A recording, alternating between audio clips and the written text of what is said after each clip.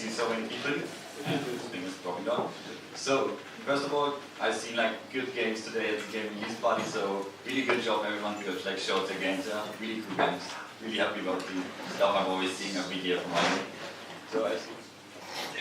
There we go. So my name is Jendrik Illner. I've been IGET programmer until last year where I graduated.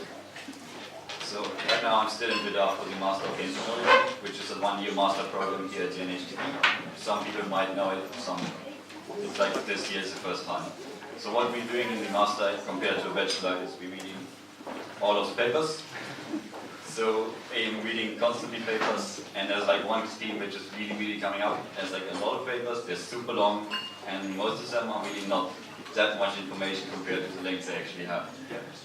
Because it seems like they are actually following this rule a bit too much, because it's actually quite hard to provide something really short and really to the point. For me in the graphics, I'm mostly a graphics programmer, so I'm mostly following the graphics research. So most techniques are actually based on an older technique, but in the papers they not actually really mention the techniques they're basing it on. You could summarize it a lot more if you actually are not afraid of actually saying what you're like actually working on based on it. Most papers seem to be trying to hide the inspiration of older work and just make it sound as if they came up with all the stuff myself. One thing I just noticed is like actually if you like did some research, so even the page on too long didn't read actually has a small thing on there which says this page in a nutshell, be concise. Because even the page on Wikipedia about too long didn't read is actually too long for most people to actually read. I found it was kind of amusing to actually see. Because this is also pretty much my target in a nutshell, be concise. And this is like one of the graphs I found while doing research. He's a graphics researcher at the University of Philadelphia, and he's showing this graph to all the students in the first lecture. So if they're actually writing something, they should be keeping this in mind. The longer the paper is, the more likely it is that actually it's only going to be the supervisor reading it. Short paper somebody else might actually read, but the super long ones, nobody the supervisor is going to read. So I could stop here, but I wanted to mention some good examples I found doing research on stuff. For a game design, for example, Harm Knight, they published some of the articles on the Nintendo website about how they actually do the game design. So instead of doing a lot of document-based, they try to keep everything in comic form, mostly. So what we see here is like the summarization of Harm Knight, how it actually works. So if I'm as a programmer looking at this, I can like quickly get an idea about what the game is actually about. I see that the character is like a small character with a kind of vehicle on a rail. He can press one button constantly to go faster. If he goes too fast around the corner, he's going to drop out. If he goes too slow for a slope, it's going to drop down. And at the bottom I see there's going to be a lot of jumping, enemies, loopings, whatever. It's like 10 seconds of looking at it and I already have a good idea what the gameplay is. So if I'm going to start looking at stuff, I'm going to look into this, which is the game design document, which has all the details I'm going to need.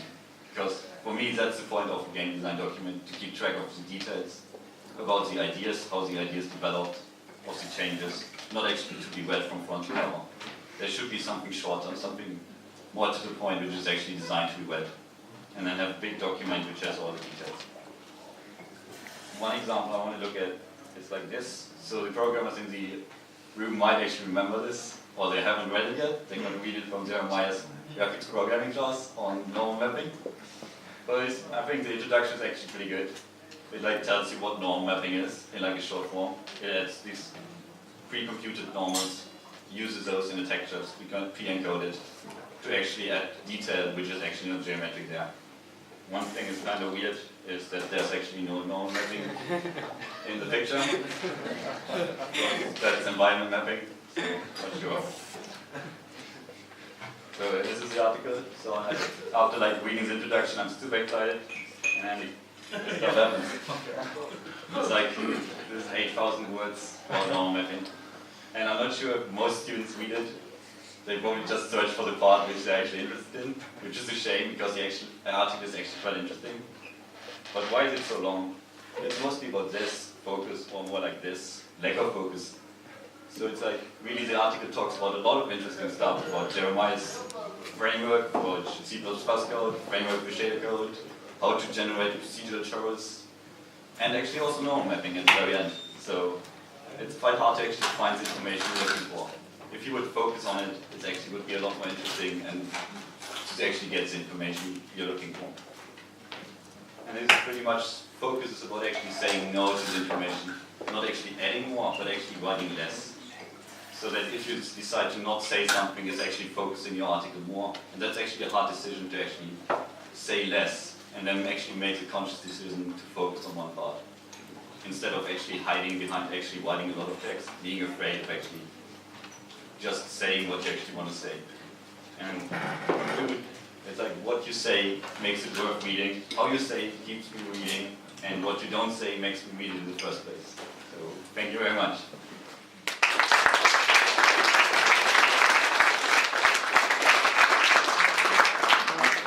Thanks a lot for that presentation. I do know there is a lecturer in the room, so maybe he's gonna use the feedback, maybe. Are there any questions maybe for Jendrik based on his talk, or maybe something about what he's doing for his master, or what he has been doing, something you'd like to know from him? I see a hand there, yes? Can you also give the presentation on Friday afternoon? If you can give the presentation on Friday afternoon. I can do that. Alright, sweet, that's arranged. Any other questions, programming related?